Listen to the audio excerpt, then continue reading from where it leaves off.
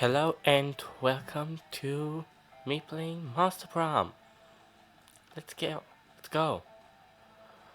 Um, let's go with sound effects. This one. Sure. Spooky high. This. Spooky high school. The sweetest years of our lives. Back then, we were young and unafraid. Sometimes reckless, sometimes brilliant, sometimes just stupid, but always willing to live life to the fullest. We were on a wild journey to discover who we really are. Gonna pick this dude, cause what I think. Never mind, I'm gonna pick you. You look cool.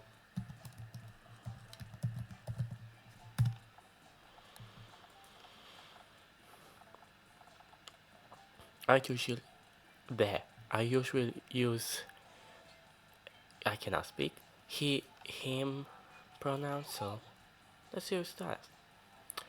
And we had yet to experience its ultimate challenge, the Monster Prom.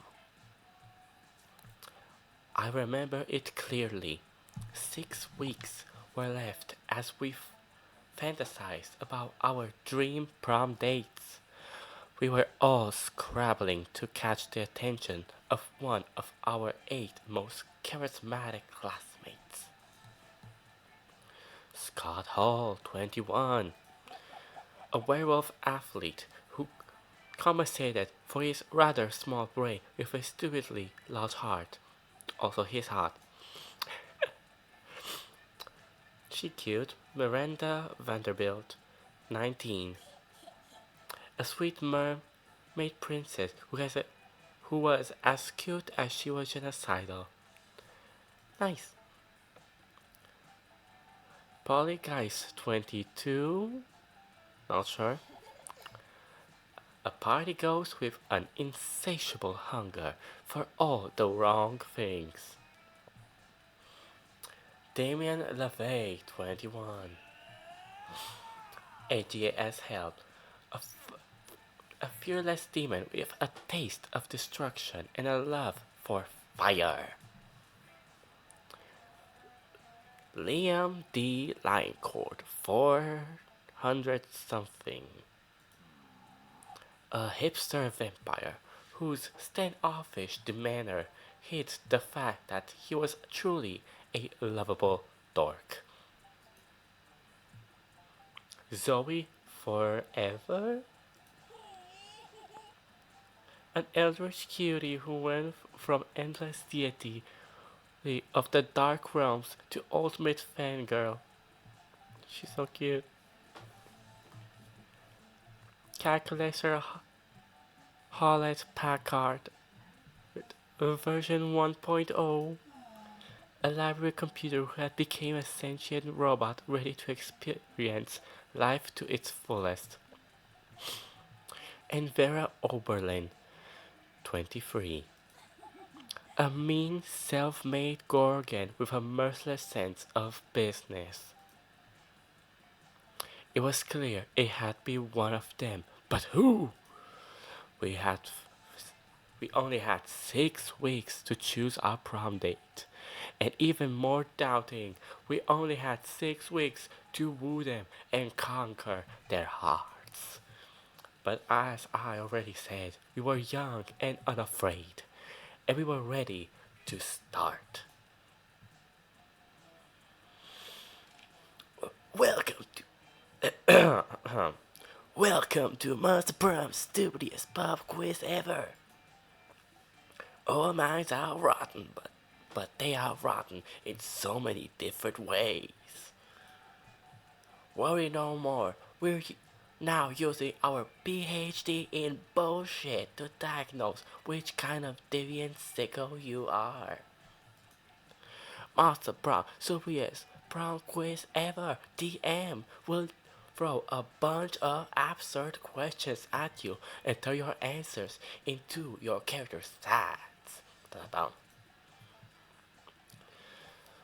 This way, each of you will start by having stats that better reflect your true selves. Let's start! You get the chance to produce a movie. It's based on. Oh, shit.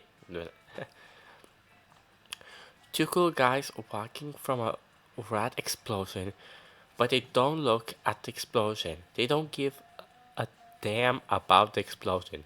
They reflect on life and love, but it's super dope and kick ass because they do not do so walking away from never ending explosions.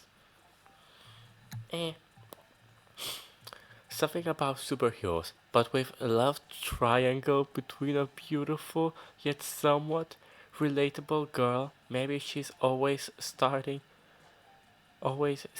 she's a mess, and two of the super hot superheroes, which are also like vampires or pirates or both. Instant hit.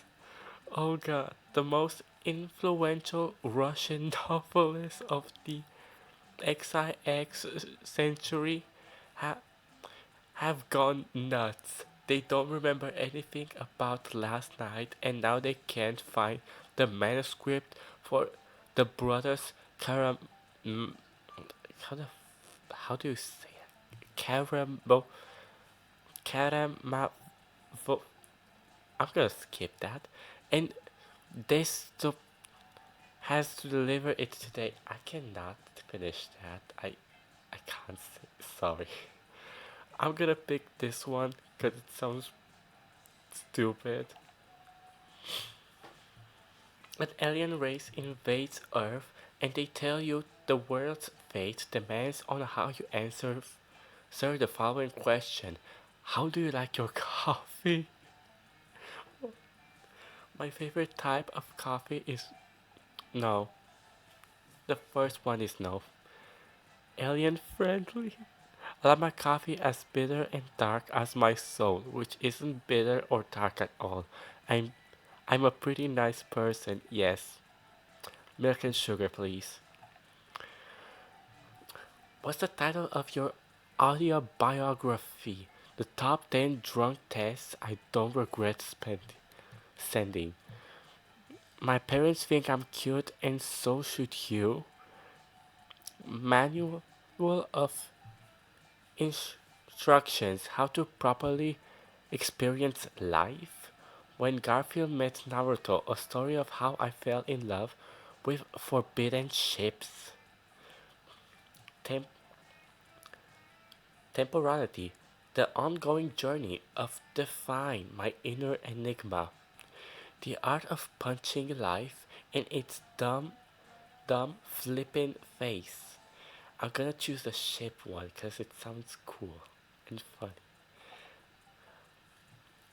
What would be a dream breaker for a potential lover? Ooh, the person uses Internet Explorer. I don't.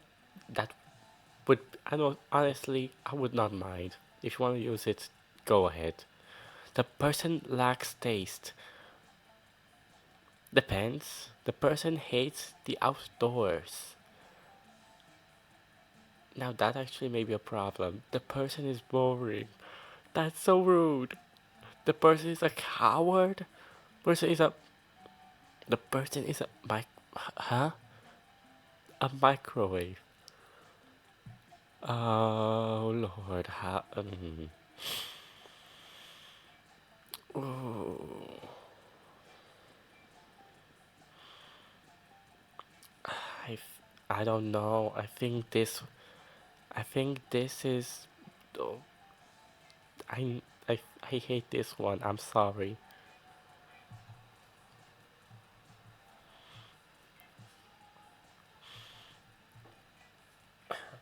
All right, let's go. Yeah. Um, I I wanna increase my creativity. Usually, creativity is helpful for me. That day, while rehearsing for the class play, it's as though the muses themselves have given that I cannot read. That day, while rehearsing for the class play, it's as though the muses themselves have descended to give you figurative oral sex. Your performance is intense and inspiring.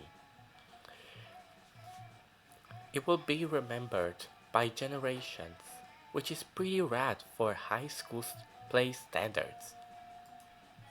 You gain two creativity. Looking around for a distraction, you spot Scott proudly flexing while Zoe sits before him, frowning into her notebook. You figure she's trying to draw his ripped bod, so you offer to give some drawing tips. Drawing what? I'm not drawing anything. I'm writing a fanfic about Scott's muscles. What? You are? I thought I was just over here flexing for no reason like usual. What's that bird doing? What's the bird doing? Don't ask. Do not ask what the bird is doing. Well, I'm trying to write a fanfic, but so far it's going slower than its first 20 issues of Snail Person Literature Club. Is that a Did you see reference? Don't. Okay. You glance at Zoe's notebook. It looks like she just copied out online en- encyclopedia list of all the muscles. Oh, I can help. Coach always says you can't spell muscles without some of the letters from adversity.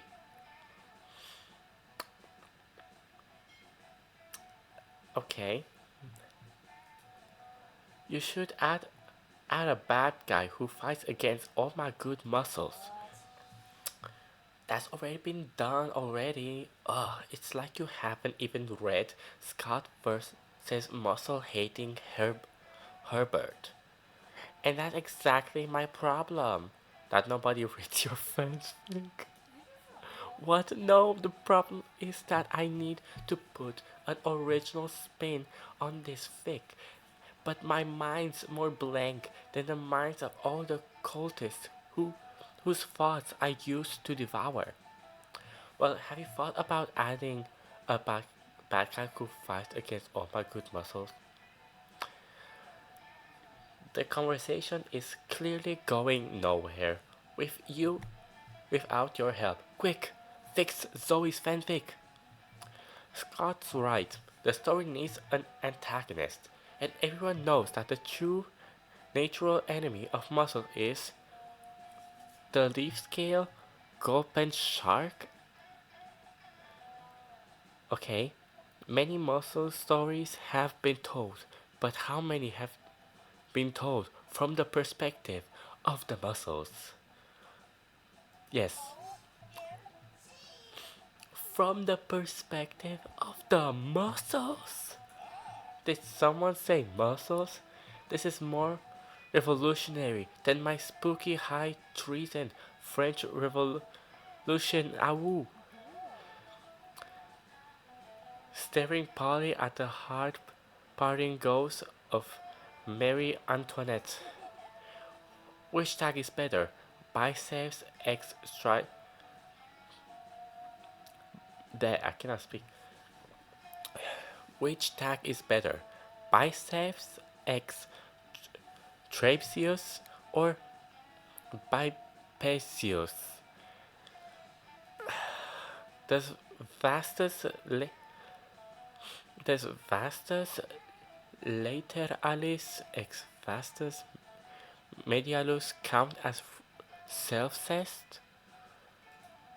Oh my god, I can't even merge this with my spooky ICU Grey's Anatomy mashup.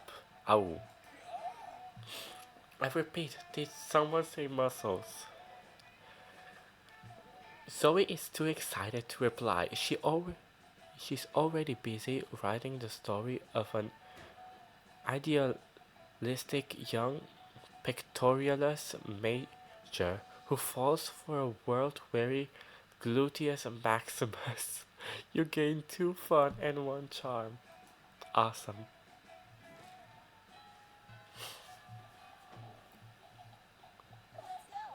Okay, let's see.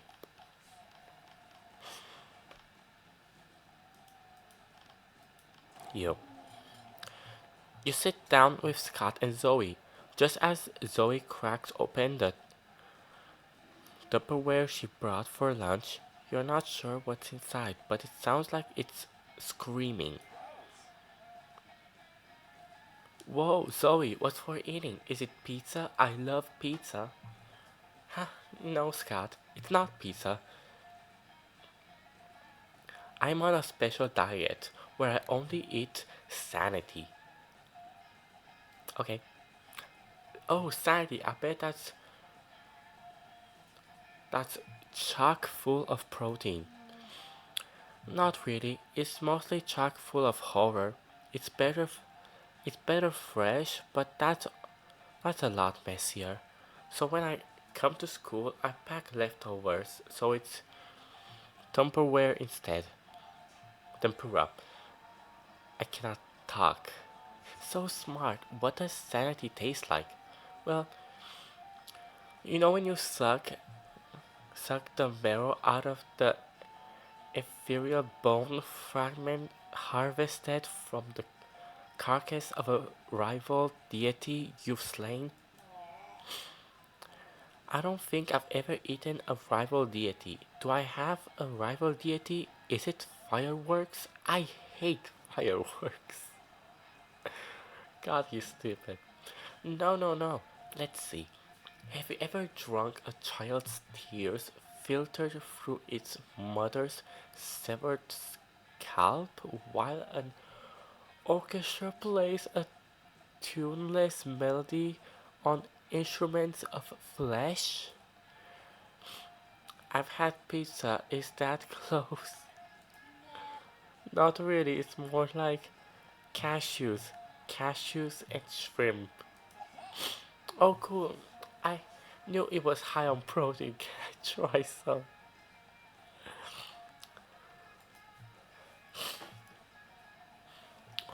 Well, it's not really for mortals. But Scott looks so excited. You've got to figure out a way to resolve this situation.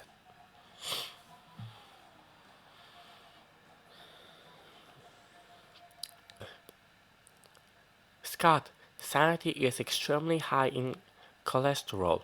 We don't. Why don't you just eat some cashews and shrimp, smothered in this malignant insanity hot sauce I brought? But what if Scott uses this crazy straw? I think she would like for him to not try. Oh no, cholesterol, the original, no C word.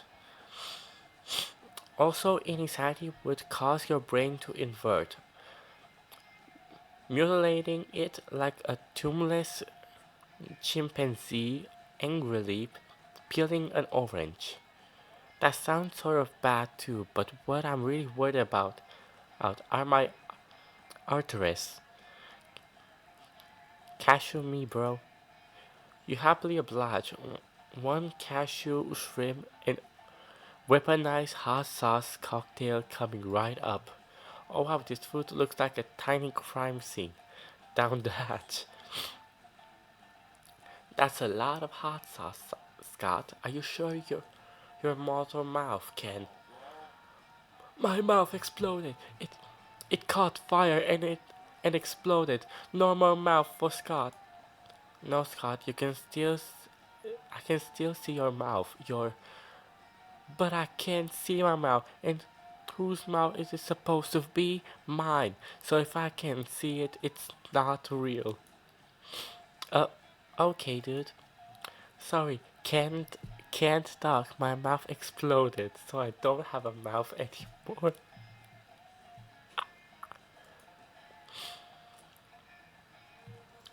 Scott sits quietly for the rest of the lunch period, growing progressively redder and sweatier. while you enjoy a nice time with Zoe. Nice. Poor Scott. Poor Scott.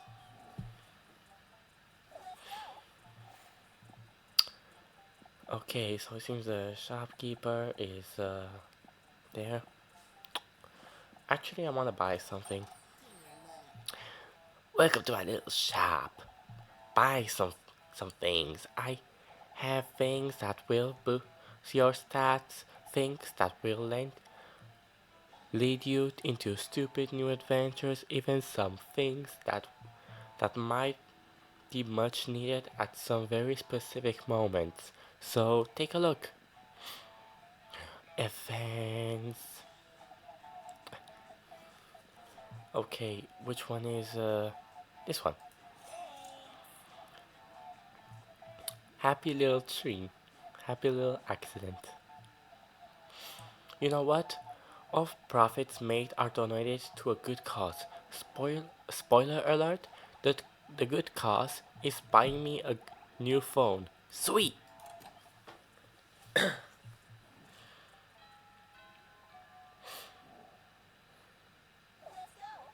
Woohoo! Let's see. How about we party? Let's party. Boom, boom, boom. That day during recess, you started a full hour rave that goes full crazy.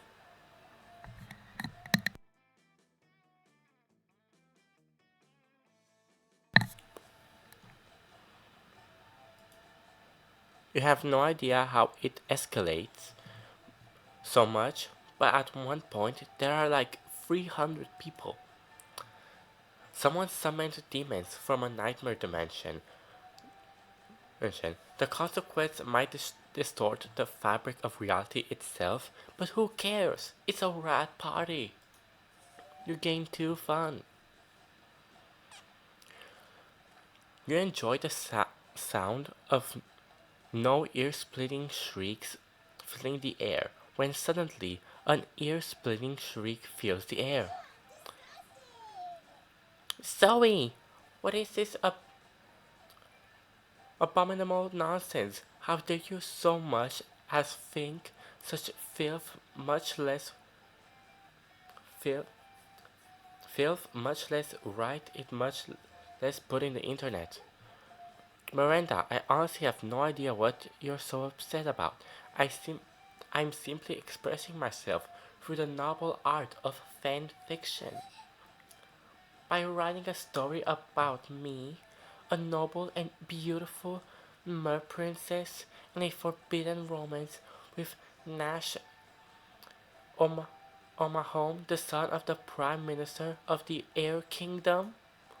The Prime Minister, Zoe, I would never date anyone from some society's nightmarescape with a Prime Minister. But it has, but this has nothing to do with you. It's not set at Spooky High. It's set at Creepy High, and the Mer Princess is named Marmenda Vaidband. That sounds nothing like Miranda Vanderbilt. They barely even end with the same four letters. Don't you know the last four letters are the most magical and important of all letters in mer mon monarchy culture? God, this has some interesting words. This has some very interesting words, I must say. Why, I should have this driver ripped into shreds with a libel knife. The culture used by the most scathing of reviewers. See, Miranda, you're nothing like Marmanda. She totally would have gone with this slender spoon. I simply cannot stand by while my friend, classmate, and publi- inferior publishes such air people sympathized nonsense. Oh dear, this could get uglier than it already is. better step in and help a lady out. Which lady though? It it's up to you. Leave Zoe alone, Miranda. Don't you see she's done a huge favor by exposing the triarchy of Miranda Vanderbilt? You need to go destroy Miranda, not Zoe. Miranda's right, Zoe. A better writer wouldn't even need to put something as disgusting as the air people into a fan fiction. It's just a creep, cheap trick for shock value like self-cess or mpreg.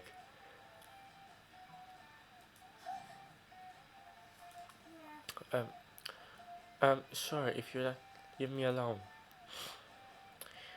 And now the next logical step is for us to warn the air people about how quickly I destroy them by writing by writing Miranda Vanderbilt into the story of murder Miranda Vanderbilt and Nash Omaha.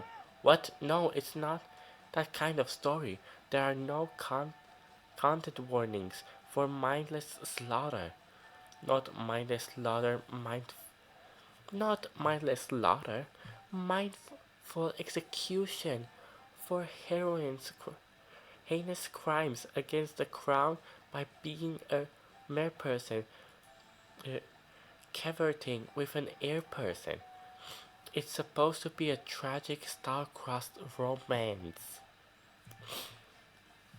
Before Zoe can stop her, Miranda has grabbed the phone and is making edits to Zoe's precious fanfic. First, Miranda shall sneak into Miranda's bedroom and have an assassin slit her throat while she sleeps, because obviously Miranda would never dirty her hands. Then Miranda shall take Miranda's place in the skies to to go meet Nash, at which point her assassin will murder him as well in the same fashion. How dare you desecrate my fiction with unoriginal and repetitive murders? You mess with my fanfic, I mess with your mind. She does, and oh boy, it's not nice. Somehow, now your brain can't tell the difference between chairs and feral panthers, which leads to many unpleasant moments. You lose 2 boldness and 1 star. But I still got a heart. Okay.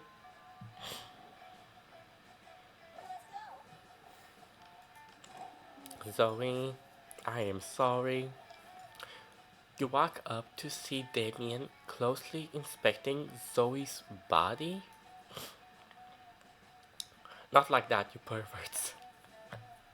Thank goodness. What that what that mouth do? Sure. Okay, that sounds bad, but wait for it. Oh, that one is for eating whole live birds. And that one, crushing up the tiny little bird bones that the other mouth spit out. And what about this mouth over here? That's that's for screaming of sentience undetectable to human ears. And what about this one? Oh, that one's for I don't actually know. I don't think I ever noticed that mouth before. I've had so many forms throughout the years. Unknown, unknowable void, eldritch deity, totem being sold by young cat girl, gelatinous monster, and now you got this sick new mouth that we get to decide a function for. We, I'm not just going to take suggestions. Actually, no, wait, that sounds awesome. I will now take suggestions for what to do with this mouth. Try to come up with a brilliant mouth use that will clearly impress one of these charismatic and dateable classmates. Ooh, what about a scream puke mouth for all those times when screaming or puking alone just isn't enough? Gross. Maybe one day this mouth could become the labyrinth kissing mouth. I have to. I'm sorry. I'm sorry. I have to. I have to. Come on. OMG labyrinth. You read my spooky high seas pirate owl? Because, because that's almost the exact line that Merscott uses on sea snake tentacled kraken Vera. That's what you were referencing, right? Sure, totally. Why not? Why not? Totally not. Oh lord. I only like your fakes where I beat someone to a pulp for the sake of sheer violence. None of that hurt ex comfort bullshit. Everyone's a critic, huh, Damien? Anyway, Labyrinth, tell me more about all of your favorite lines and plot twists from my fanfiction. And list your 10 favorite positive adjectives for describing my writing style and grasp on romance. Brilliant, witty, brilliant, witty, sparkling, thundering, raining, smart, compelling, orange. Why is orange there? Okay. Talented and triangular. You instantly respond. That Loki reminds me of that meme where it's like amazing, brilliant, stunning. Apparently it's a good answer because Zoe takes her regular mouth and kisses you on the cheek. Let's go! It's not an entire mouth uh, dedicated to kissing you. Not yet, at least. But it's a start. Let's go!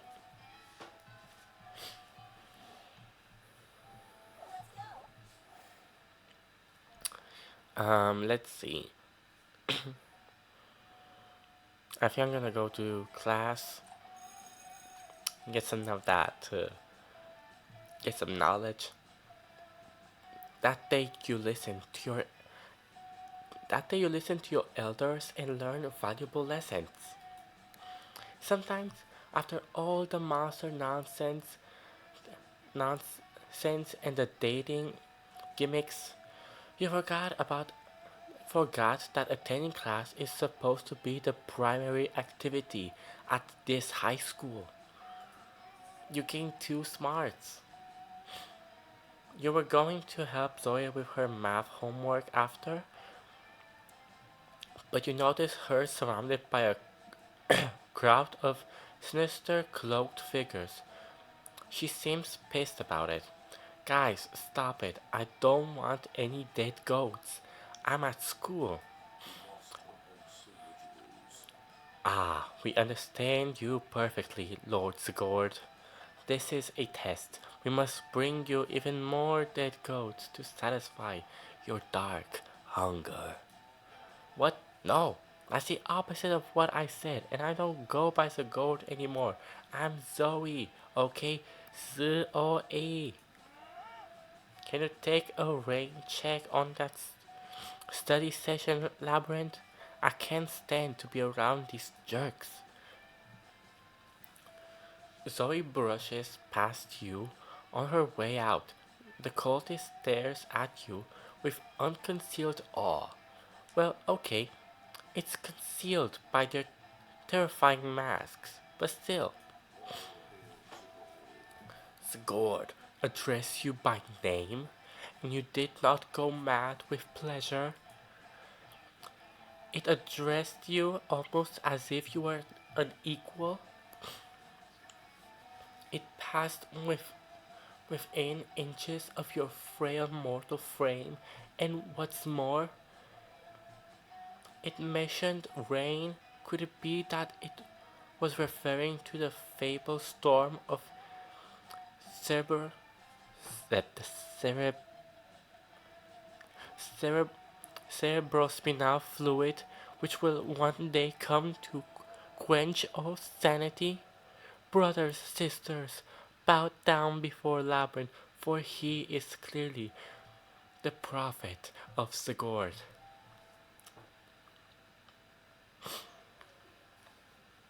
Please, O prophet, guide our worship, for we have noticed of late that our Lord appears dissatisfied with our sacrifices. The blood of many goats once pleased Sigurd, and yet now we do not understand what has changed. That's pretty obvious. Perhaps, given your special relationship with our incomprehensive master, you could suggest a new sort of sacrifice that would please it. Fuck it. You got nothing better to do. You decide to be a prophet for a day. You tell them that what they should really be sacrificing. Okay, it's important to learn from your mistakes. So sacrifice another goat, but write "We're sorry" on the side. Sacrifice your own harmful prejudice? Oh god. Um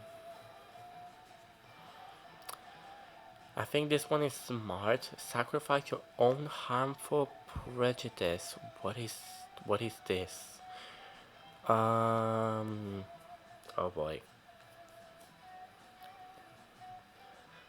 This one? Oh, it worked. But our, but but our harmful prejudice are precious to us. They're how we remained reliably unpleasant, the better to please Zagord. Maybe that's how it was with Zagord, you explain. But Zoe's got an entire different set of standards that don't involve being a bigot. Ah, your wisdom truly is subtle and deep. Very well, bring out the prejudice. One of the cultists steps forward with a steel bandbox stained with blood and scorched with fire. You're not sure exactly what's inside, but it smells pretty racist. How? Don't question. Actually, I'm gonna question how how what smell. Now bring out the vast of acid we already carry around. Why do you carry a vast of acid? Where were they keeping all this stuff? My question. Those robes must be really roomy. Oh yes. They they they carry a whole like apparently everyone is having like a warehouse underneath the robes because they can carry the stuff. Now dissolve the prejudice in acid. Go on, do it. The box dissolves with a sound like a thousand grandmothers disappearing with your gender identity. This no wait, I read that wrong. Hold on. The box dissolves with a sound like a thousand grandmothers disapproving of your gender identity. I have questions and I'm not sure I want answers.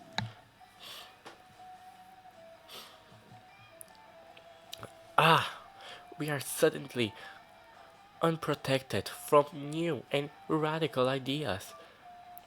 The revelations are following in.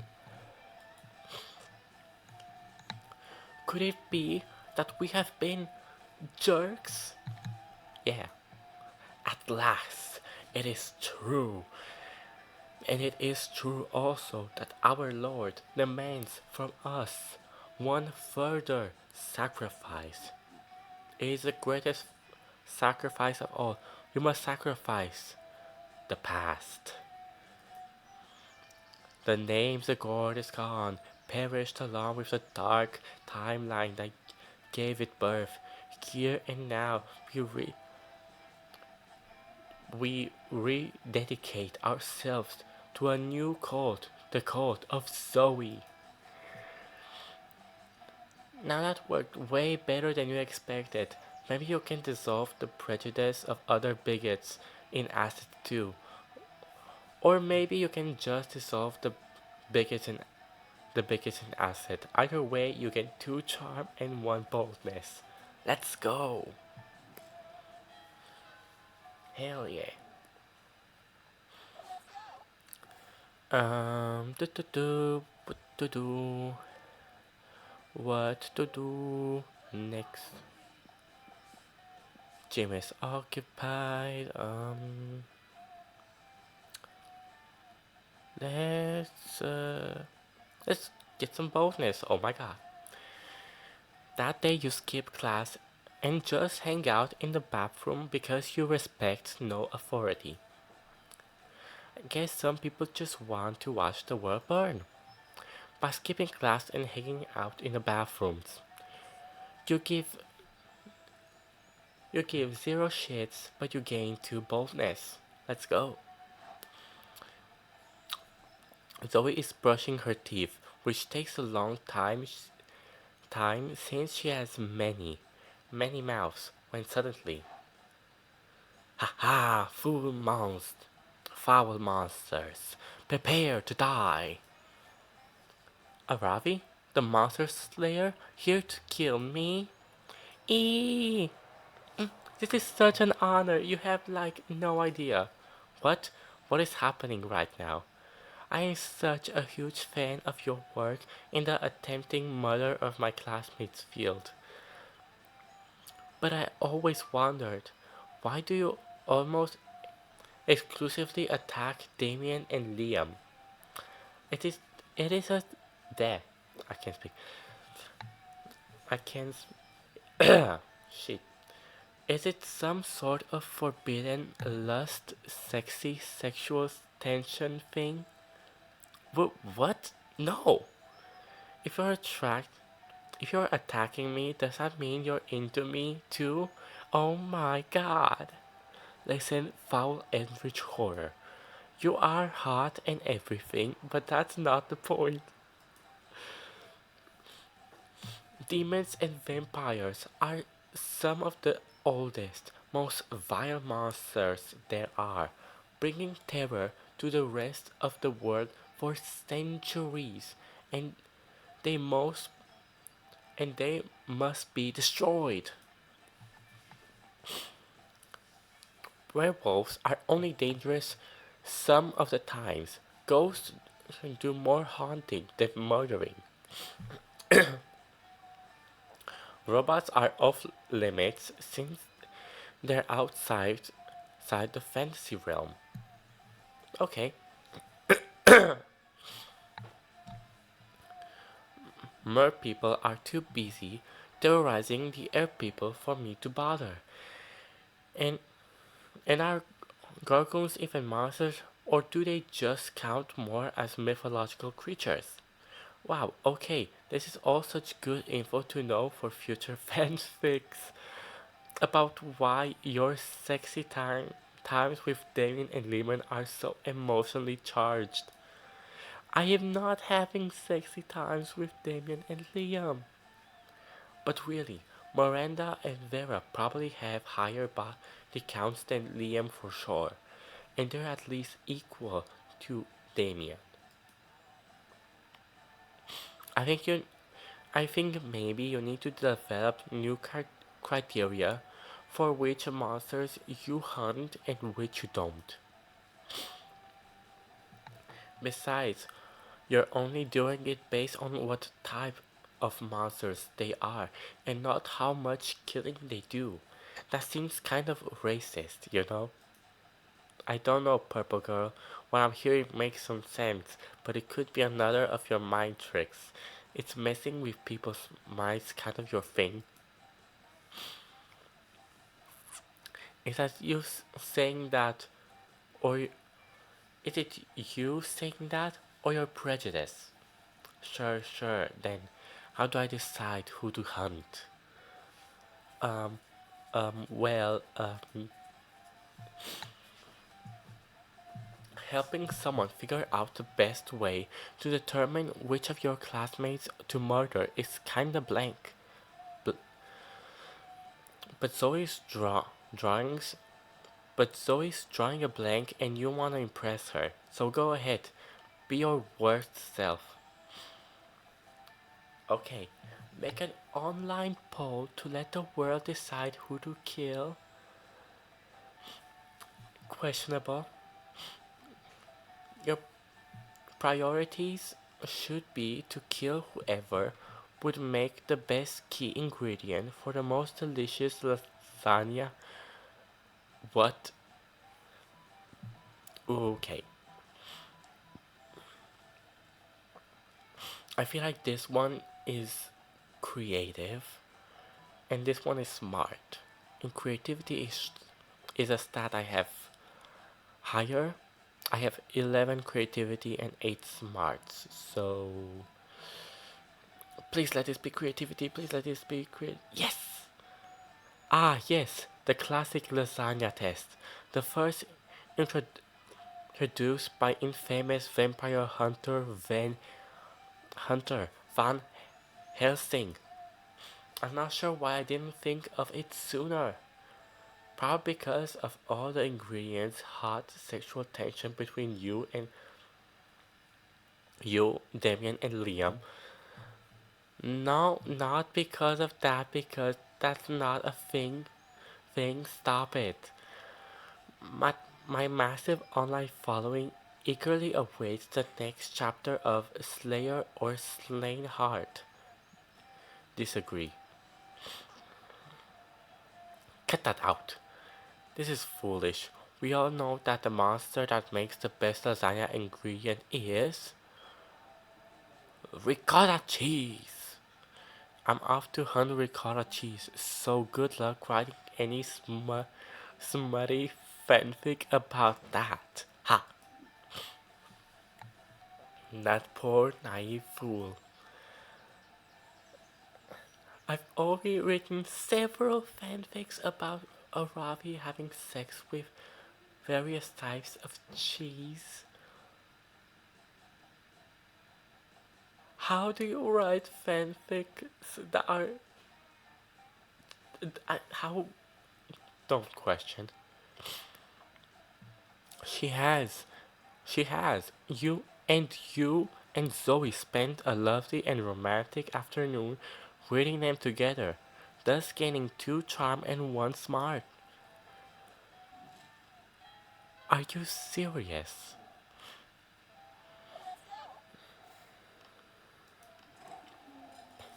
You sit with Zoe and Damien. Damien seems angry, but in a low energy way, which is very weird for him. You feel the urge to check. Don't talk to me fuck mice. I'm I have a cold and I feel like shit and I just wanna drink my soup and murder someone. That's what that's that adorable little cup you're drinking from? What? This cup is not adorable. It's a trophy that I took from a super buff dude after I killed him. But it says number one son of all hell on it. Ah, well, maybe the buff dude with the number one son of all hell before I killed him and took his soup mug. Shut up, don't look at me. Okay, well, if you have no sentimental attachment to it, I guess you'd sell it for me for 10,000 money. You're right, like you have that much money. Dude, I was an eldritch deity devouring souls for centuries.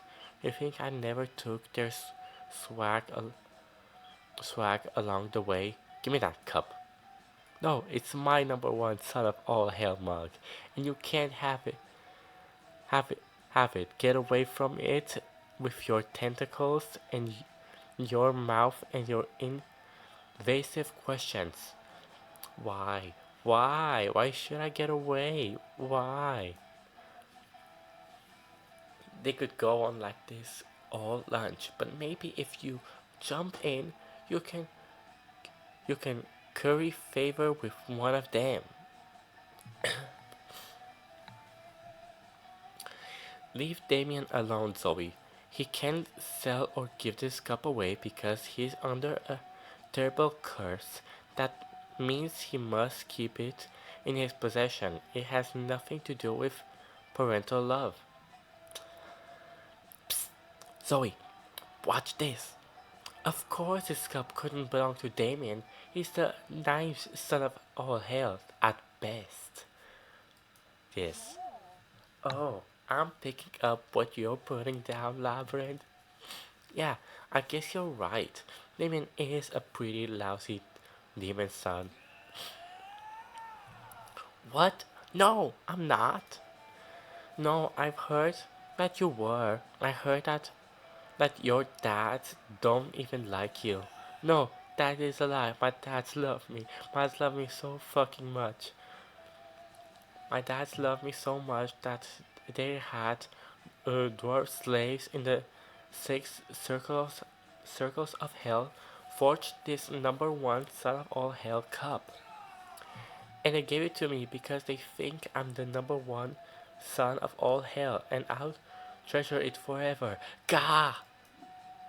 Oh man, it would have driven me absolutely insane not to know whether that was his cup or not. I love when we get to see a glimpse into Damien's soft side. And hopefully you'll get a glimpse of Zoe's soft side on prom night. Ew, no, wait, that sounds so skeezy, I take it back. Pretend I said something nice about your favorite Eldritch cutie pie instead. Prom. That's so funny. Like, I hope you see her. Oh, that's funny. Oh god. Um, where have I not been actually? I have not been in the gym. That day, an epic dodgeball match takes place. Everything seems lost, but you deliver an inspirational speech that fuels your team spirit, leading to a spectacular comeback. You're clearly a natural born leader. You gain 2 charm. You spot Zoe and say hello. She seems to be in a pretty good mood. Hey Labyrinth, sorry about running out on you before. I was just overwhelmed by all that cold stuff. Speaking of them, they've actually been a lot better lately. They're still pretty clueless, but at least they haven't given me any more dead animals. I wonder what's gotten into them. Well, better not to mess with success. Anyway, I gotta go study with my ambush finance midterms. Later. As Zoe leaves, you notice her cultists peeking around a corner. When she's gone, they sheepishly approach you.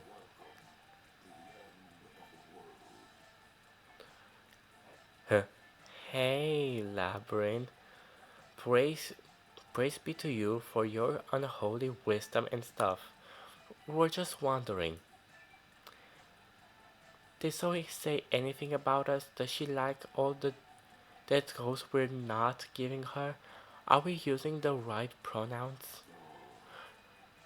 We just We all love her so much and we want to make sure she's as happy or unhappy or ruthlessly insane as you can possibly be. I love her the most. Who said that? Whoever you are, you can possibly love her more than I do. I'm the one standing in the front. I was standing in the front last time. We all look the same because we all wear masks. Silence! You can't silence me. You're not my grandmother. Well, well, someone is, right? I mean, we have a grandmaster, don't we? What kind of cult would we be without a grandmaster? We don't we? That won't do. Please, Labyrinth, grace us with your wisdom. Who shall we choose? How shall we choose our grandmaster? You need to learn to think like your mistress. Become a high school student for a day, and the answers will be obvious to you. The title of Grandmaster should go to whoever can compose the best theme song to sing to Zoe every morning as if it's a new episode of her life. Oh, they're both good. Um,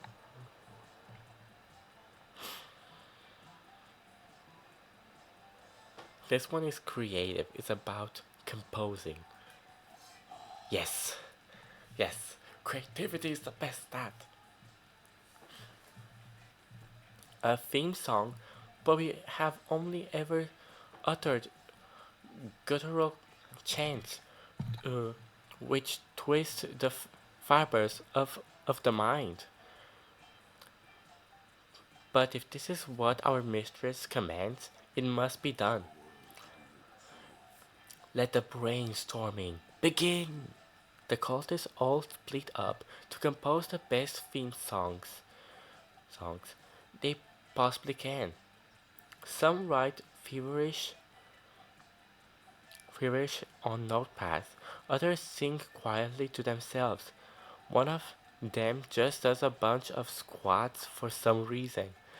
Ayo, gotta work on them glutes, so finally they reassemble to deliver their result. Okay, we're going to do this as a contest, but most of us just came up with this discordant chanting. One of us apparently copied a burrito ad jingle, and one of us spent the whole time doing squats, and now her legs are tired. So tired. Anyway, I'm the only one who actually wrote a song, so I guess I'm the grandmaster now. Here, have a listen. We are the cult of Zoe. We always sing her praise. And if you think we can't, we'll torture you for days. This sounds like the Steven Universe theme song. A little bit.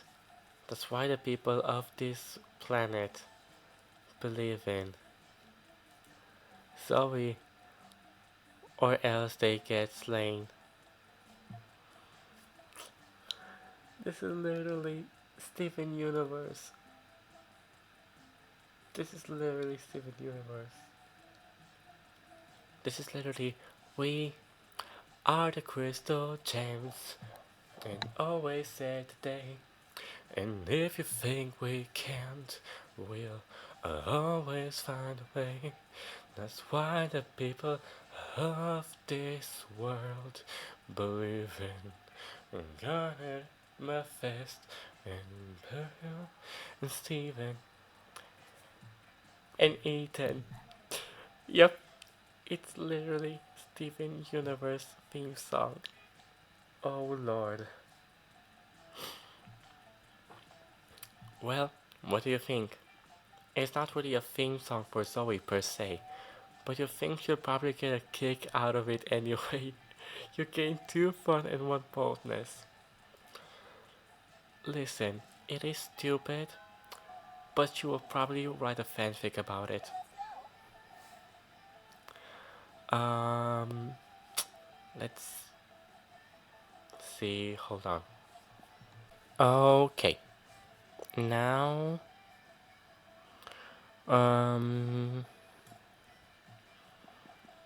I think I'm gonna increase my creativity again.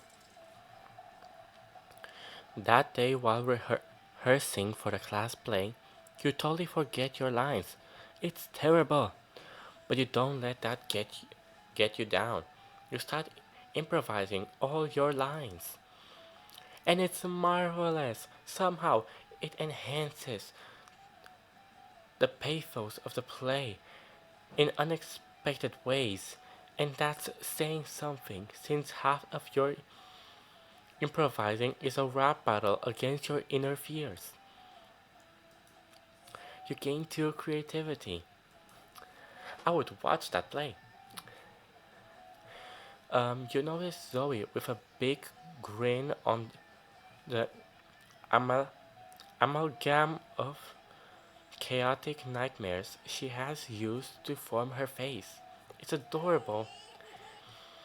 Labyrinth, hey, guess what? My latest comic, Who Watches the Watchmen Have Sex, just got published in Weird Tales, a magazine. I work I worked so hard on it, and it's finally out there in the world. Nothing can ruin this moment for me. Just no. That sounds like a challenge. Leonard, come on. Why do you always have to slide into my DMs? Delighted mods. Because I must shed light on injustice where, wherever it arrives.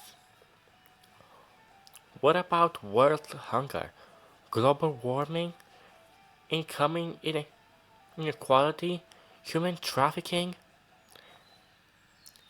You didn't let me finish. I must shed light on injustice, what, wherever it arrives.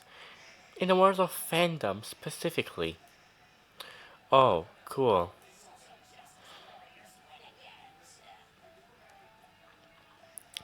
It is not cool, Zoe. It is not cool that publishing horses are showering attention on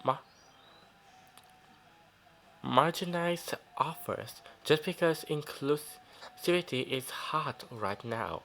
I mean, look at you. You got it all. You're purple. You're allegedly a woman. You come from a hideous dimension beyond mortal comprehension.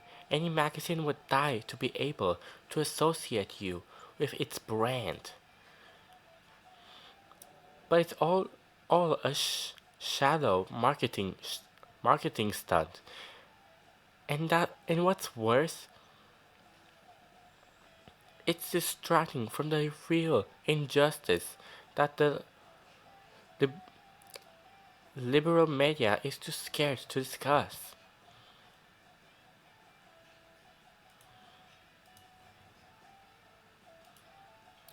Oh my god. What about the artists who aren't part of some cool, sexy, under underrepresented minority? What about us? What are we supposed to How are we supposed to get recognized? If I was to entertain all this BS you just said, I'd say, I don't know, maybe through a combination of talent and the numerous connections and avenues you have available to you as a privileged member of society? Don't you use the P word around me, Missy. If I'm so privileged, then how come my comics zombie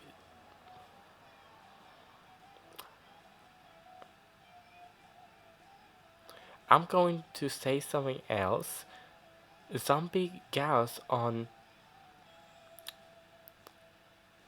some island. I will not say that.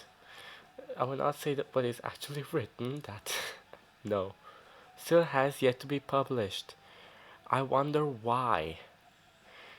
I really wonder why. Gee, because you spend all your time complaining about non-ethical obstacles instead of getting better at art. I think it's the theme. I think it's the theme. No matter how great the art is, It's the theme. Mm, perhaps you have a point. Oh no, wait, I forgot you were a girl. This can't possibly be my fault. It's much more likely that the entire industry is based against me. Why? Uh, look. Looks like there's only one way to solve this. You're way ahead of, you're way ahead of her. You select the only option that makes sense.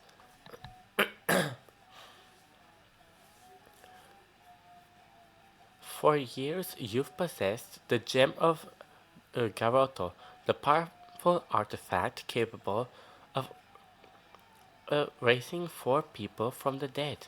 Which, why not resurrect four great artists and ask their opinion? Use the Calcraft sorting hat to determine the objective value of the two comics. Ooh. Uh, hmm. Mm, there, I don't know. I don't know. This? Damn it! I'm not smart enough. You're saving Gem of Garner to resurrect for family in case they all died tragically for some reason, but it seems just as important. You reach out the nether realm and summon Velasco, Goya, Picasso, and El Greco. Wait a second, these aren't famous painters. Stars of real regular samurai frogs, a classic cartoon from a simple time. Also, you like my comics better, right?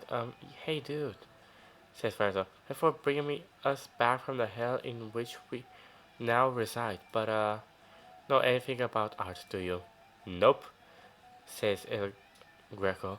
All we know about is the warrior's code and eating lasagna. I knew it. Cute prank labyrinth, but totally useless. Woof.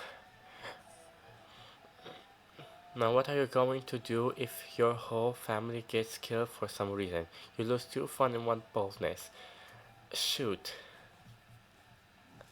Oh boy. Um,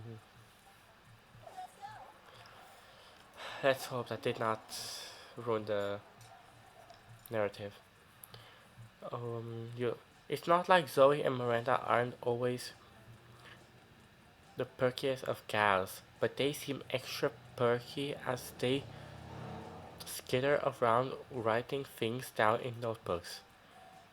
Doubtless you are admiring our great work, Labyrinth. You see, we are we are now food critics.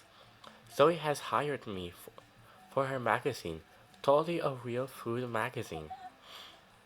It's an honor to have you on board, Your Highness. Zoe hands you a bunch of papers stapled together with doodles in crayons that seem to be eldritch runes, with some sparkly scratch and stiff stickers stuck on top. If you are quiet and subservient, you may watch us in our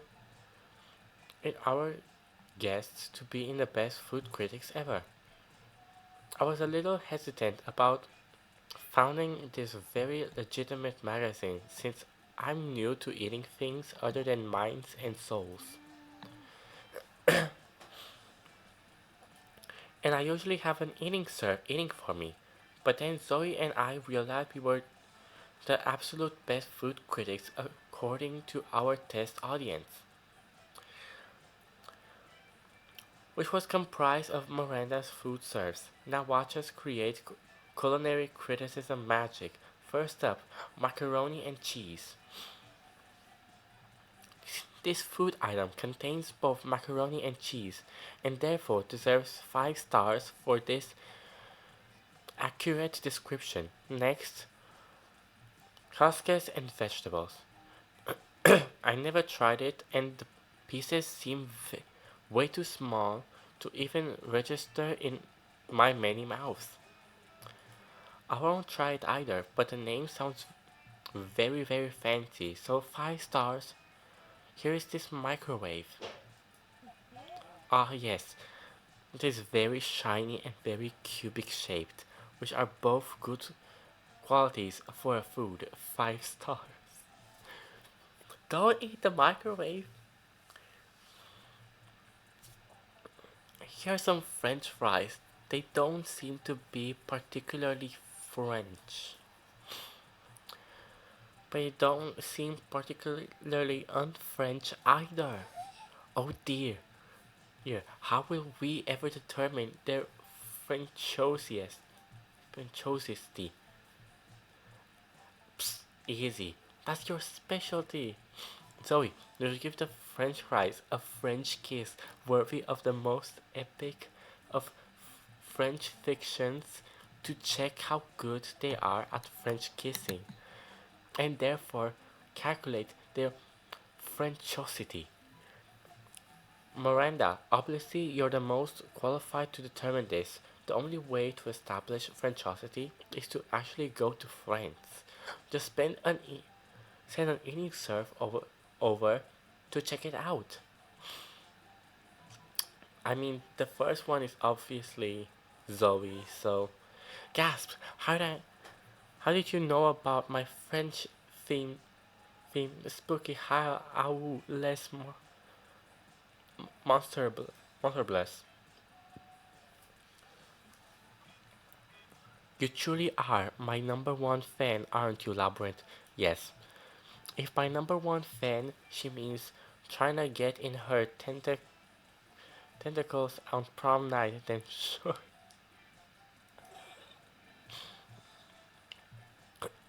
if you if you find them to be sophisticatedly good kissers, my eldritch compadre, I will join you in this endeavor. It will be good practice for me when my prince comes along, provided I am not in an enchanted slumber at the time. I really feel like people shouldn't be kissing people in any kind of slumber, but that's a separate issue, so I'm just going to make out with a French potato now. She does! Yes, I found out kissing to be both French and fried. 5 stars. 5 stars. And Labyrinth, maybe you and I can work on other kissing adventures sometimes? Heck yeah, and you do. It's called giving butterfly kisses to honey roasted butterflies to determine their butterfly factor. Okay, 5 stars.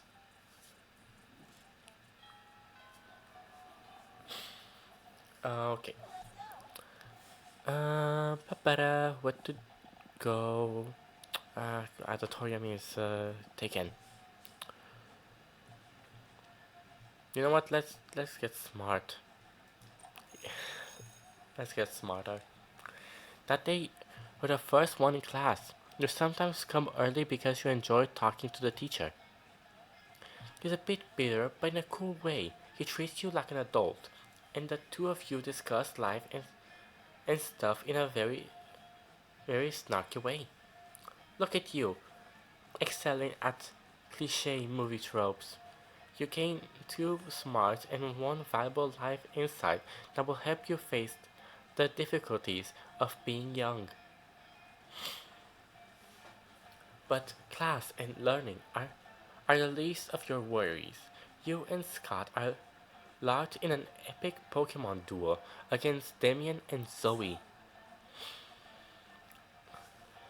My Jared Grizzly says murder on your Gregory Phillips.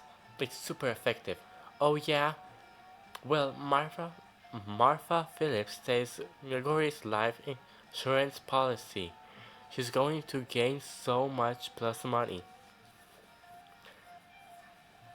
Not if Alicia Stevens has anything to say about it.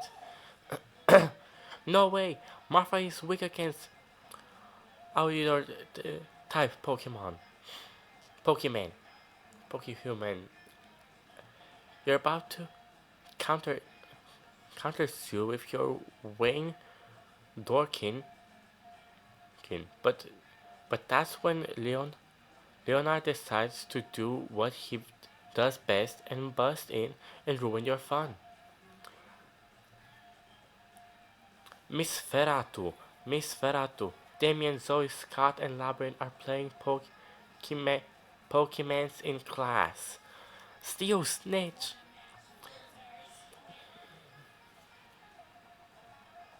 And their team composition is utter garbage.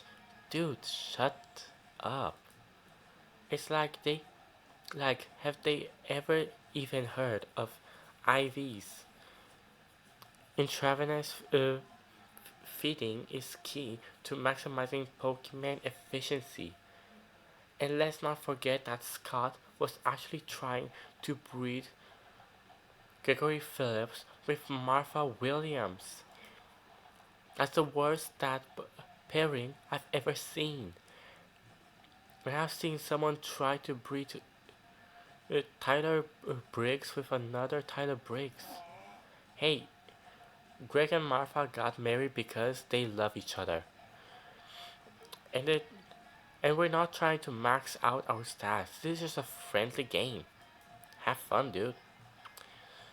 Yeah, we're just having some damn fun. What's so hard to understand about that? Love, friendship, fun, and that's not what video games are about. Video games are about domination. Isn't that right, Miss Ferratu? Miss Ferratu doesn't seem to know what to believe, but historically she tends to err on the side of unreasonable punishment. You need to convince her you weren't doing anything wrong. Bri- Bribe Miss Ferratu with an authentic, shiny Robert O'Reilly. Frame Leonard for murder, the perfect distraction. Um, bribe means money, which I have only two. So, this one. What the fuck, Bo? Then what's the other one?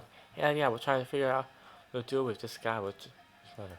I mean, this guy, you're not just mother. It's true, I saw him do it. I have eyes everywhere. Literally, you know those? He has unblinking eyes that have started growing out of ceiling and lockers lately. Those are mine. Wait, guys, isn't framing a fellow student for murder wrong? Nope. I think of it like writing fanfic, but in real life, with lies. Okay, yeah, I also totally saw Leonard murder a person. Your story is airtight, but for some reason, Leonard doesn't seem upset. You utter noobs, have you forgotten what class we're in? Introdu- Introduction to hideous premeditative murders. Thanks for doing my final project for me. Uh, Leonard takes all the credit for Damien's awesome murder and gets an A on his assignment. You flee the classroom before Damien can get started on his makeup assignment. You lose 2 fun and 1 boldness. Oh god. Oh well.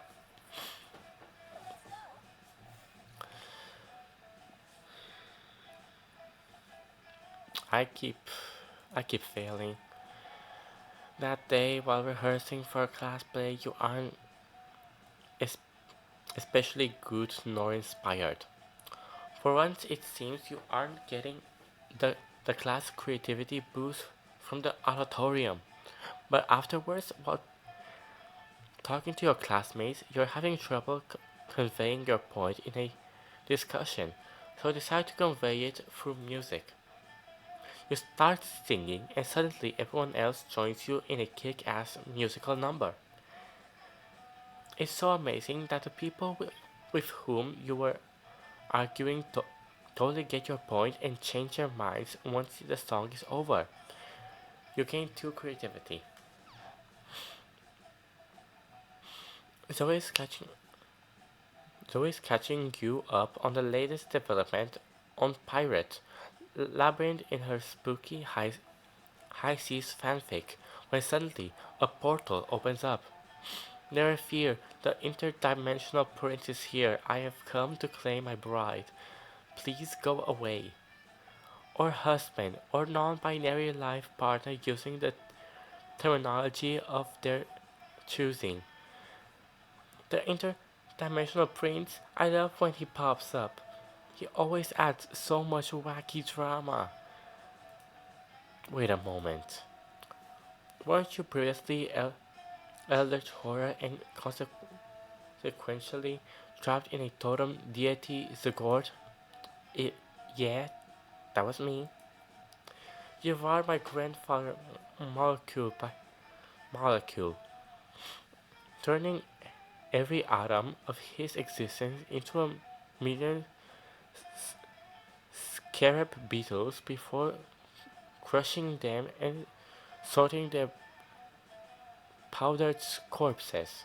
I'm sorry, I'm so sorry. That's totally not me anymore. No, it was magnificent. What's wrong with you? And now, here we are, in the body of a high school girl, but of legal age to consent, which is extremely my type. Why? Come, my beautiful devourer of worlds, be my horrific bride. Oh no, Zoe's such a spooky high fan, she might agree to marry the prince just for fanfic purposes. Better stop this right now. Be careful, Zoe has been married 17 times before and eaten every one of her spouse's minds. Why get married when you can bounce on this trampoline? Um, this? What the fuck? You ate 17 spouses' minds? Well, yeah, but as I said, I was really different monster then. Also, in my defense, they were all super delicious. Well, this sounds like a challenge I am most certain up for. Being the first spouse of Zoe's not to have their minds devoured. If anyone can do it, it is I, the interdimensional prince. I swear to you, my tentacle little cupcake, once we are wed, you will never hunger for my mind. Only, dude, the and only for my body, metaphorically. Okay, we get it. Actually, I'm still full from the last 17 spouses. Maybe another time, though. Another time indeed. I should little boysenberry. Another time indeed. Oh man, you may have put the wedding off for now, but it sure seems like you only whet the princess' appetite for Zoe even more. As such, it's only fair that you lose two charming one fun. Sorry, I don't make the rules. Just kidding. Yes, I do. Lol. Okay, great. Uh, boy, how do I save this? How do I save this? Dahlia and Damien are sitting right next to each other, chewing their lunches way too hard and furiously ignoring each other. Drawing, Zoe is staring excitedly at the two of them, phone out, ready to film. Is this it? The final showdown between Stormy Blue Nightmare Dahlia and Spicy Red Baby Damien? Is today the day the Aquinos finally claim the 8th circle of hell? Alright guys, I've got my phone camera ready and rolling. You can start the bloodbath whenever you're ready. Any second now. Give us a fucking break, will ya? We're not gonna resolve the centuries old dispute between our families in this cafeteria. It's anticlimactic. Yeah, I'm just sitting here because Damien's so scrawny and insignificant I didn't notice him before I sat down. And I'm sitting here because fuck you. Yeah, fight! The last day I am not dramatically appropriate. Zoe does not respond. Instead, she word, wordlessly slides two knives across the table and waits patiently. So what's your play here? You convince them to fight, or convince Zoe that there's something even juicier what's going on? Well, you know what they say, if you're not fighting someone to the death, it's usually because you have secret sexy feelings for them. Look, I know you guys can actually fight for the 8th circle of hell, 8th circle right now, but you must want to fuck each other up at least a little, right? How about a fun war over dessert? Nah, I think this one is her. What? What? Number one, I don't have feelings. Number two, if I did, none of them would be secret sexy feelings for this blue raspberry uh, cutter. I'm even angrier than Damien about your inaccurate assumption. I'm just an. It's just another way in which I am superior to him. I'll kill you for this later, because right now I am eating lunch, and lunch is not the time for climactic slaughter. Our regular slaughter. Oh ho, there was some for me. I can see the sexual chemistry bubbling below the surface like a river of boiling blood. It's adorable. Hey Labyrinth, I noticed you haven't tried to fight me to the death either. If you know what I mean. You're pretty sure you do, and you're all about it.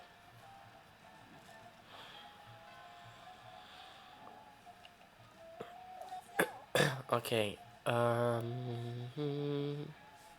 who to pick, where to go, I don't know. Let's go here. That day, an epic dodgeball match takes place. At one point, you're about to be eliminated by a player from the other team. But suddenly, you convince him not to throw the ball at you with a heartfelt speech about the importance of everyone's lives. The player busts into tears, and you take advantage of that moment of weakness, throwing a ball at him. You lose 5 mercy, a stat that might be useless in Master Prom's sequel. Useful, but isn't now, and you gain plus 2 charm. In the next round, you find yourself on a team with Zoe, Miranda, Dahlia, and the amalgam of fungus and fur that calls itself Violet and Tate. You're you're losing. I'll stop all these dodgeballs with my face. No. Yes, good. Stand in front of me so that nothing ruins my expertly coiffed hair. And Zoe, go over there and, I don't know, eat their brains or something? No can do, friendo, too busy laughing at all this failure and imagining everyone naked. Plus my popcorn's almost ready. No, no, no, you're doing this all wrong. We can see so clearly that this team's problem is it that we're bad at dodgeball? Of course not. is that you're bad at relationships. It's so obvious. Talia has the perfect sports body, but no understanding of Ta.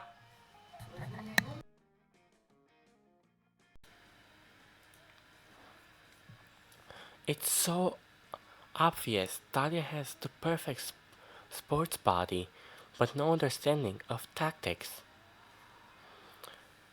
Our tactics you right into the mouth. Miranda is a natural leader, but her frail figure makes her unfit for team athletics. I wear my brittle bones with pride as proof of noble inbreeding, but if they were to fuse into a single being, they would be unstoppable. You know, you might have a point. Princess Muscles, will you join your brawn with my brain? Sure, I can do that. I think I saw it on TV once. Time seems to freeze as Talia and Miranda spontaneously burst into dance. They gyrate, sashay, and pirouette towards each other until Talia picks up Miranda and puts her in her shoulder. It's just as we thought, the power of their love has made them unstoppable on the dodgeball court. They are there. They are obliterating the competition with a combination of keen strategic insight, and raw muscularity. Want to draw fan art, but can't look away. Yes, love really does conquer. Uh oh. Hey guys, the game is over. We won. We can stop subjugating the other team now. I'm in it. Hey, stop establishing a police state with ruling it with an iron fist. That's not what the gym is for. Oh jeez, they gone mad with power. If we don't do something to separate them, we're doomed. Hell yeah.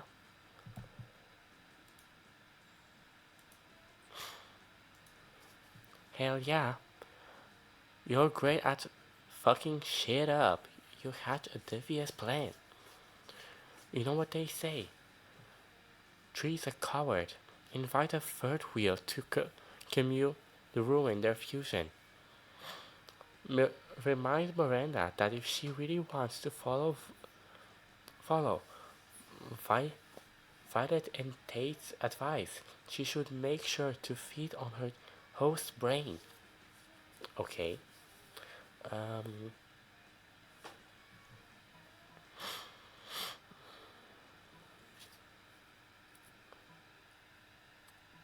What to do? Um. This one. Okay. So many, so many cooks spoil the broth, and you got just the guy to shit in everybody's soup. You send a quick text and what's up, Chucks? We making a monster centipede in here or what? Oh gosh, who summoned Leonard? I'm out. Well, I'm in. Way in. Myron Dahlia stops her rampage momentarily, disturbed by the new development. Into what? Our freeway fusion, I was thinking Miranda could be the front, Dahlia can be the best. No, I will not. No, no, excuse me, the front of what? The centipede, I hate this character, I'm sorry. What? You're going to eat? Dahlia, put me down. I must away to the locker room to wash this cretin's blasphemy from my eyes. Yeah, I think I need a long shower too. Maybe a fusion wasn't such a hard idea after all. Indeed, I'm all for force majeure and the tyranny of strong, but not if it's forces me to consume calories manually. Thank you, Labyrinth, for helping us to see the error of our ways. Leonard tries to follow Miranda and Dahlia to the showers, but Dahlia is still plenty good at punching all on her own. Everyone's so grateful to you for stopping the rampage that no one thinks to ask why you have Leonard's number. Phew, you gained 2 charm and 1 boldness. Why do I have his number? Okay.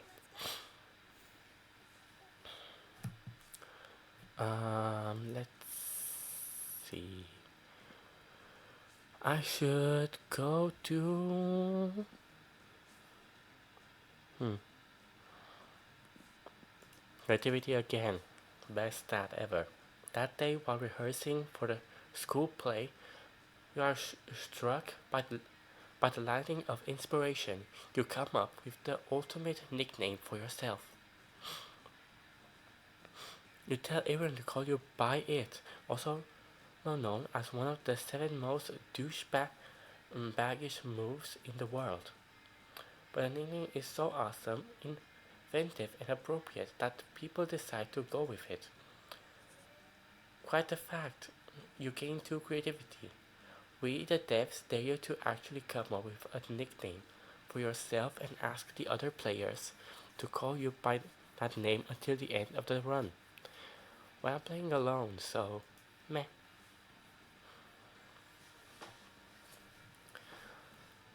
Zoe bounds up to you with even more of the pep in her tentacled step than usual. Hey Labyrinth, aren't you so excited about the con coming up? Con! I know what you're thinking. Which con? Con. The the condiments convention. The con artist convention. Nope, it's con. The convention for ultimate fans. And I thought maybe we could be ultimate fans together. So I guess what I'm trying to say is, and sorry if this is too soon to ask this, but I mean, it's hard to determine the relative appropriateness of brief intervals of time when you've been around in various forms for millennia. And would you want to do a couple cosplay with me? I mean, if you can think of a good enough pairing. Hell yeah, you would, and you know the most perfect couple cosplay pairing ever. You suggest the never-bearing sister and the unbearable feeling of void that no material good can fulfill. Naruto and Garfield, yes. Garfield, I mean, sure, yeah. No, I'm just gonna skip this. I'm too sad. No, I messed up this run plenty of times. You sit down with Zoe and Scott. Scott is eating his trademark pizza sandwich, which is just 3 slices of pizza on top of each other. Zoe has a notebook out and is taking notes. But how do you get your food, Scott? Want to know so bad? It's pretty normal. No, it can't be normal. I'm doing research for my latest fanfic, Cry Havoc, and Let's Split the Dogs of Love. It's about a pack of werewolves going to the biggest hunt of their lives, a hunt that will change them as hunters, but also as were people. They went looking for food, but what they found was personal growth and a new understanding of group sexual practices. Also food. So that's why I need to know. How do you hunt? Oh, well, normally I go to the cafeteria and I ask for pizza. That's it? What about hunting in a pack, enjoying the spoils together in a feast of blood and rage, exploring each other's bodies? Well, I guess sometimes me and my cousins order pizza at home, and the pizza comes and then we eat the pizza. So it does not look at all satisfied with Scott's answer. Maybe you can get Scott to give some juicier info, or convince Zoe that ordering pizza is actually dramatic. But Scott, what about when you go research for pizza in the wild? Zoe, dismiss the other source of extreme wanting endlessly for the pizza to arrive. Truly, it is a central tragedy of the 21st century. I think she would like the first one. Oh man, we did that one time and it was the worst. There was no cell phone service, so instead of calling for delivery, we had to transform into werewolves and chase it down. And then when we got there, it wasn't even a pizza, it was three deers. And there wasn't any bread or cheese, so instead of bread, we used deer flesh. And instead of cheese, we used more deer flesh. And instead of pepperoni, we used, okay, deer flesh? No, beef jerky. We're not animals. Oh, I think you are, Scott. I think you are. Now, how did you all sleep on your little camping trip? In the nude or nude and cuddling? Looks like the conversation is finally going the way Zoe wanted it to. She shoots you an appreciative wink with one of the light devouring voids that passes for her eyes. Aww. Okay, last day. Let's not mess this one up. Um. Also, the shopkeeper is gone. What? I haven't been here actually, right? Yeah, I haven't been here. The day you spend some time in the library PCs playing some good old online poker. Gambling seems like a stupid and dangerous decision. But who cares? This time it pays off. So suck it. You gain 2 money. You finish what you're doing and now you're about to settle down for some quality slacking off when Zoe's cultists come shuffling over. Greetings, mighty prophet. Your your disguise is so convincing today. You look for all the world like an ordinary high school student. Yeah, cool. You ask them what they want.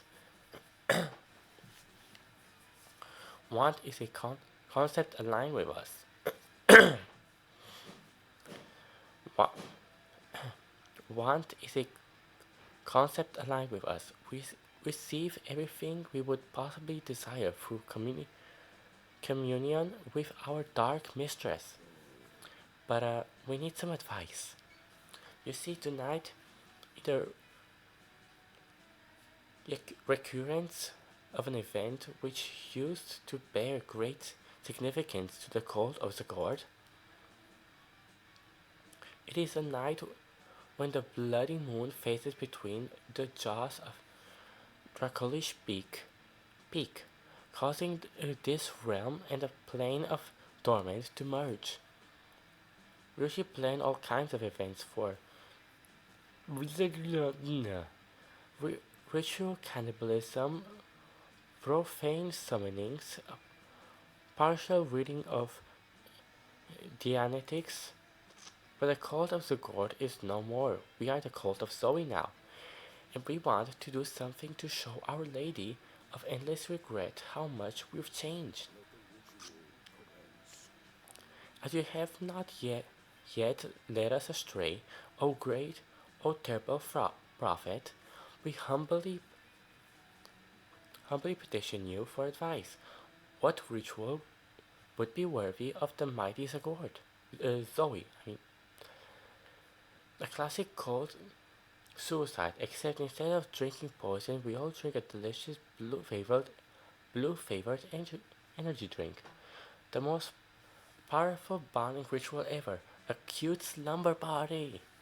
That one seems fun, and my fun is only 5. Um, this one? Oh, it works. Truly, your mind is as twisted as the spine of Goliath the Herm- Hermioted. Blue flavored energy drink indeed.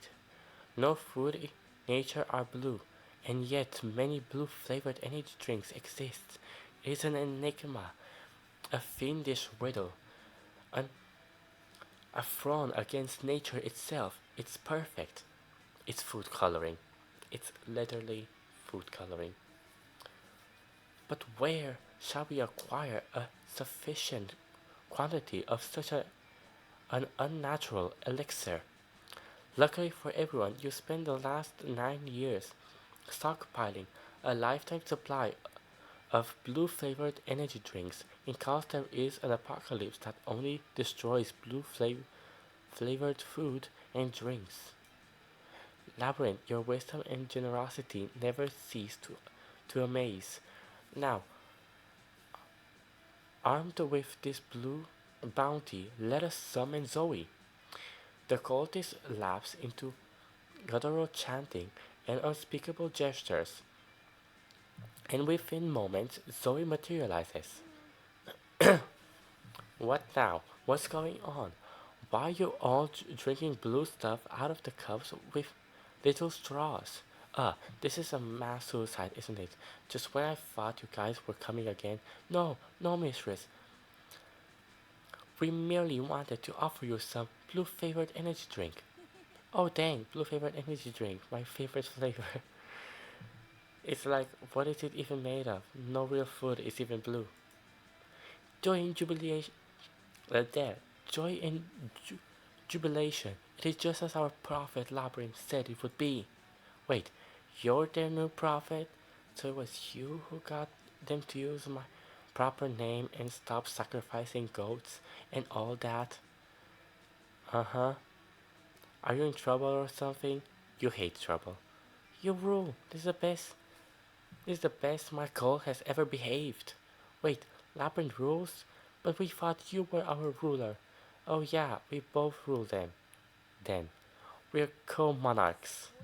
And you know, I think we might want to consummate our co-monarchy, if you get me. Oh, you get her alright? Or at least you hope you do. You hate, you'd hate for it to be a thing where your brain gets eaten or something. Anyway, in the meantime, you can two fun and one charm. Let's go. Okay, please, please, please do not dump me. Please, please. Hey, yeah, if it is my favorite prophet, you've been the best, Labyrinth. Those cultists were just the worst till you finally did your thing. You care and caring sexy. And you know what else is sexy? An army of cultists that want to do anything to worship me and please me.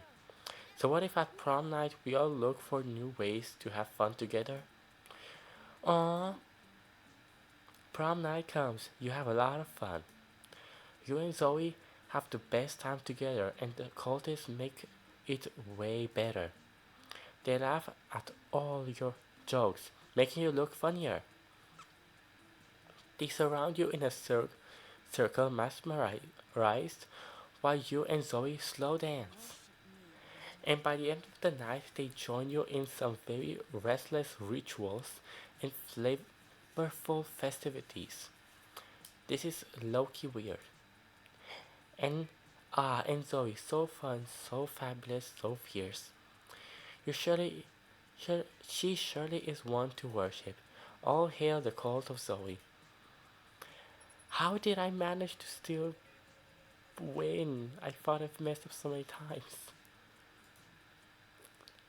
Okay, that's good.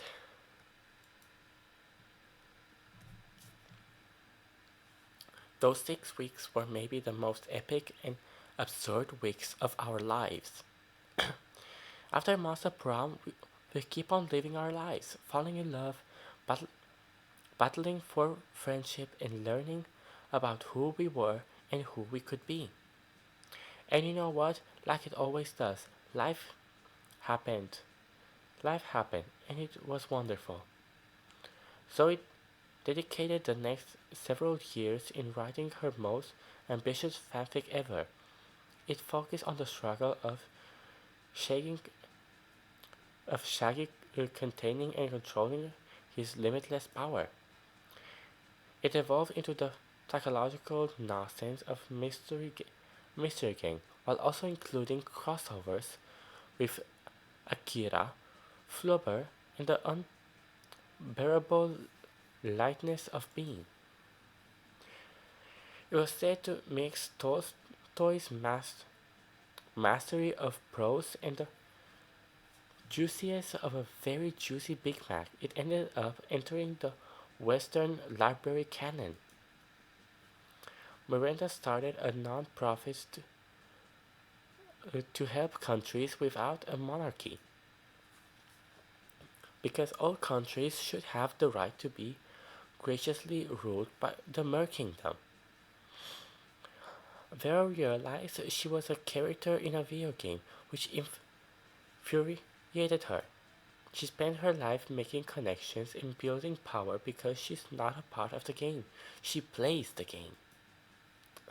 So be careful, maybe now she's the one pulling your strings. For those 6 weeks, the Mazda prom seems larger than life, and then it was gone, just like that.